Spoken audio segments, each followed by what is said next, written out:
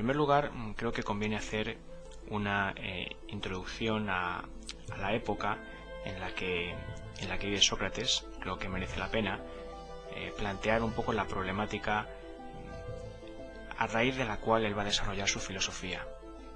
Bueno, pensad que Sócrates nace en Atenas en el año 470 a.C.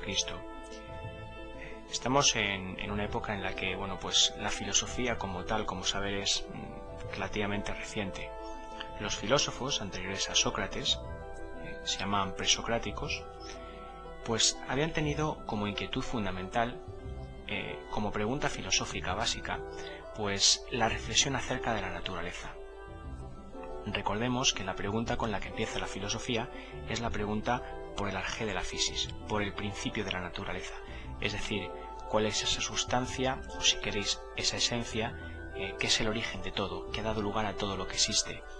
Recordemos que la filosofía surgió como paso del mito al logos, es decir, intentando responder a preguntas fundamentales para el ser humano, pero no de manera mítica, sino mediante razones, en base a argumentos racionales. Los griegos, los primeros filósofos griegos, se vieron sorprendidos por lo que tenían delante, por la inmensidad del mundo que les rodeaba, y sobre ese mundo empezaron a hacerse preguntas, fundamentalmente acerca de la realidad de las cosas, de lo que las cosas realmente eran. Recordad la pregunta por la esencia de las cosas. Cuando los filósofos intentan llevar esa pregunta hasta sus últimas consecuencias, pues se preguntan por el origen de todo, por el origen de esa sustancia o esencia que ha dado lugar a todo lo que existe. Esa es la pregunta, repito, por el arjé de la physis. A esta pregunta se responde de múltiples maneras. Quiero decir que cada filósofo dio la respuesta que entendió más oportuna. Por ejemplo, pues Tales de Mileto dijo que el arjé de la physis era el agua, Anaxímenes dijo que el aire, Anaximandro dijo que el apeiron, los pitagóricos dijeron que los números, Empédocles habló de 4 elementos, aire, agua, tierra y fuego, que se mezclaban. Bueno, lo importante de esto es que la respuesta ya era una respuesta, o las respuestas no eran respuestas basadas en mitos, sino respuestas fundamentalmente basadas en razones, en argumentos. ¿Qué ocurre? Bueno, pues ocurre que hay un momento en la época en la que vive Sócrates que tal vez algunos pensadores empiezan a estar un poco desencantados de estas preguntas y de las respuestas. Es decir, parece que con respecto a esta pregunta sobre el arjé de la physis, bueno, pues la solución o la respuesta no está clara. ¿Por qué no está clara? Bueno, pues pensad, entre los filósofos monistas que decían que había un arjé, pues encontramos que había quien decía que era el aire, el agua, el apeiron, que es lo indefinido. Había otros filósofos que eran dualistas, otros que hablaban de 4 elementos, Demócrito hablaba de los átomos, Anaxágoras hablaba de semillas o homeomerías. Bueno, Parménides, por ejemplo, decía que el ser era inmutable, que no cambiaba. Heráclito decía todo lo contrario, que está en constante cambio. Es decir, que cada uno da una respuesta distinta y no hay, digamos, bueno, pues no solo unanimidad, sino muchas veces ni siquiera acuerdo. Esto es lo que provoca entre algunos pensadores, repito, de la época en la que Sócrates desarrolla su actividad, es un cierto desencanto por esas cuestiones. Con lo cual, y como consecuencia, los temas propios de la filosofía, la temática de la filosofía, se vuelve hacia el hombre. Ocurre que la filosofía deja un poco de preguntarse por estas cuestiones relacionadas con la naturaleza y las temáticas o las cuestiones propiamente filosóficas empiezan a, digamos, tener el hombre como punto de referencia fundamental. ¿A qué filósofos me estoy refiriendo cuando hablo de filósofos contemporáneos de Sócrates? Bueno, pues me refiero a los sofistas. Sócrates y los sofistas son contemporáneos y tienen el mérito de haber trasladado el objeto de reflexión filosófica de la naturaleza al ser humano. Eso es una cuestión muy importante. Sócrates tenía tanto en común con los sofistas, bueno, tenía mucho en común, y digo que tenía tanto en común que mucha gente le confundía con un sofista, y sin embargo no lo era. Trataremos en este archivo de explicar por qué no lo era. Pero es cierto que tanto los sofistas como Sócrates, estaba diciendo, comparten un interés por las cuestiones relacionadas con el hombre y básicamente pues desde un punto de vista filosófico, y nos referimos en ese sentido pues a problemas políticos, morales, muy relacionados, por cierto, con el problema del lenguaje, como vamos a tratar de explicar ahora. Bueno, decíamos que Sócrates se parecía o tenía mucho en común con los sofistas. Estamos diciendo un poco qué es lo que tenían en común, este interés por plantear desde el punto de vista filosófico cuestiones relacionadas con el ser humano, cuestiones fundamentalmente, por tanto, políticas y morales. Bien, pero ¿por qué Sócrates no era un sofista? Bueno, hay tres aspectos fundamentales que delimitan la labor filosófica de Sócrates y que pues lo separan claramente del pensamiento sofista. ¿Cuáles son esos tres aspectos, esos tres factores, si queréis, que diferencian claramente a Sócrates de los sofistas? Bien, el primero es que Sócrates no cobraba por sus enseñanzas. Los sofistas se lo hacían. Se ganaban la vida de esa manera. Tenían un sistema de enseñanza relativamente bien trabajado y bueno, pues iban de un lugar a otro buscando personas a las que ofertar esos conocimientos y que pudieran pagar por los mismos. Sócrates jamás cobró por enseñar. Segunda cuestión en la que Sócrates se diferencia de los sofistas. Bueno, pues en que adopta un método totalmente distinto.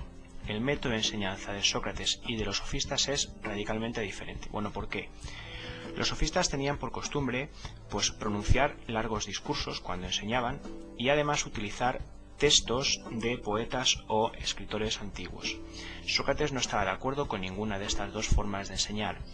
En primer lugar, pensaba que los discursos largos no eran adecuados, porque no permitían interrumpir a la persona que estaba exponiendo y no se podían tratar las cuestiones en el momento oportuno. Esto, de alguna forma, le daba demasiada rigidez a la enseñanza para él. Le quitaba un dinamismo que era fundamental. Así pues, no estaba de acuerdo en que se leyeran o se pronunciaran grandes discursos. Al mismo tiempo, no le satisfacía la utilización de textos de autores antiguos porque pensaba que realmente no podíamos consultarles en el caso de que tuviéramos alguna duda. Y para él esto no era una buena forma de enseñar. Sócrates pensaba que la mejor forma de enseñar era el diálogo. El diálogo constante entre maestro y discípulo. Por eso se oponía a la forma de enseñar de los sofistas.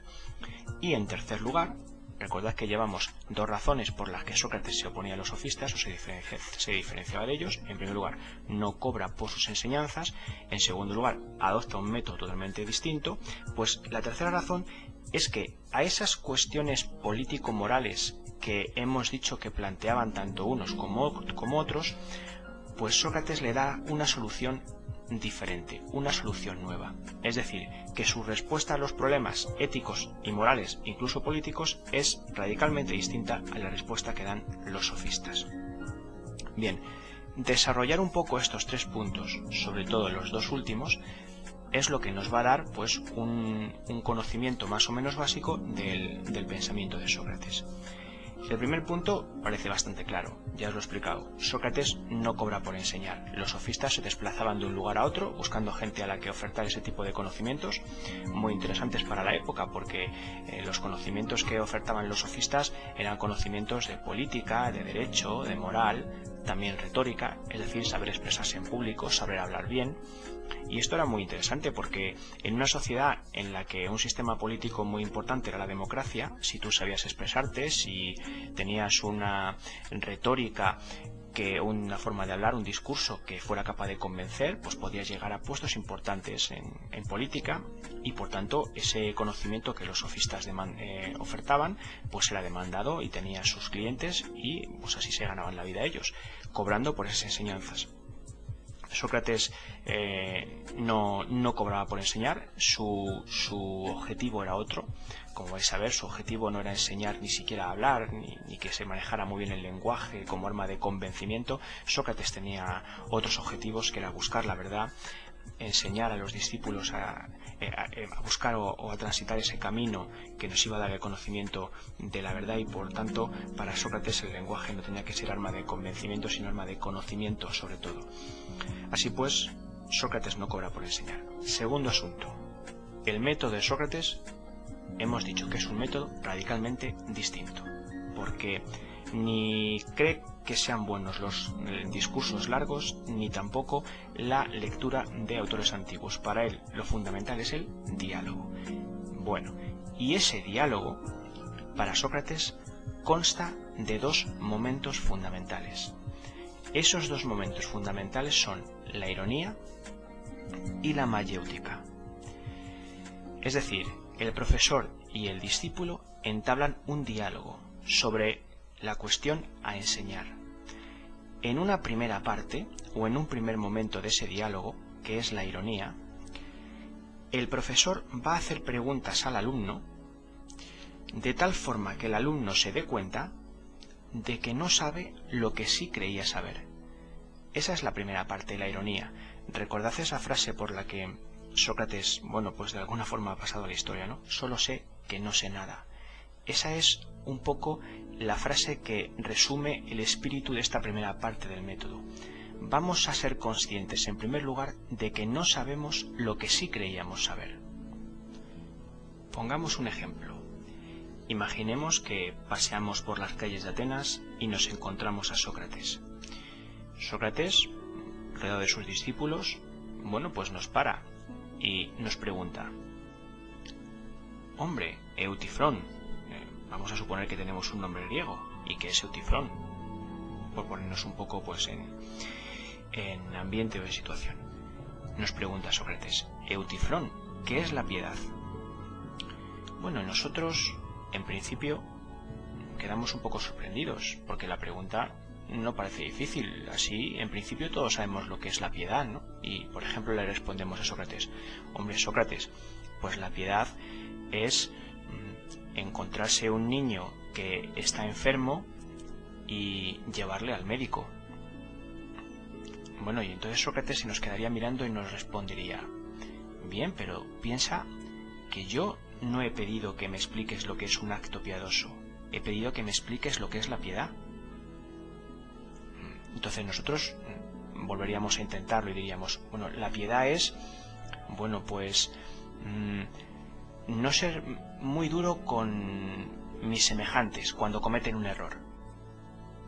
Y Sócrates nos volvería a decir: bueno, ese vuelve a ser un acto piadoso, pero yo no te estoy preguntando actos piadosos, te estoy preguntando cuál es la esencia de la piedad, lo que hace que todos los actos piadosos lo sean. Entonces nosotros, un poco ya desconcertados, tal vez dijéramos: bueno, no sé, Sócrates, la piedad es pues ser piadoso.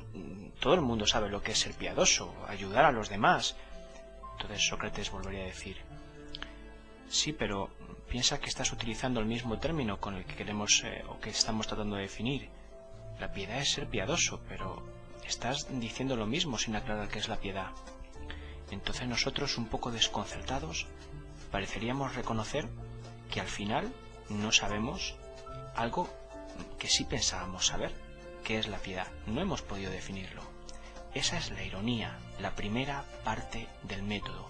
Preguntar hasta que el alumno o el discípulo se dé cuenta de que no sabe lo que sí creía saber. La segunda parte del método es la mayéutica.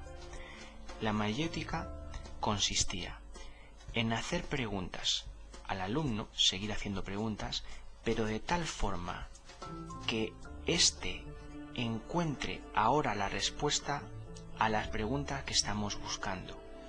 Es como sacar de dentro lo que el alumno tiene, ayudarle a sacar de dentro lo que tiene, esa respuesta. Sócrates decía que, bueno, su arte era un poco como el de su madre.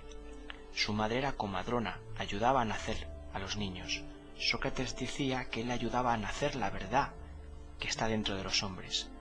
La segunda parte del método es esto, la mayéutica. Vamos a preguntar al alumno de tal forma que, guiándole con nuestras preguntas, seamos capaces de conseguir que él saque de dentro la solución al problema que estamos buscando. Así pues, con esto completamos las dos partes del método, la ironía y la mayéutica. Repito, ironía, vamos a preguntar hasta que el alumno se dé cuenta de que no sabe lo que sí creía saber. Y dos, mayéutica, vamos a seguir preguntando hasta que el alumno sea capaz de sacar de dentro o encontrar dentro de sí la respuesta a las preguntas en cuestión.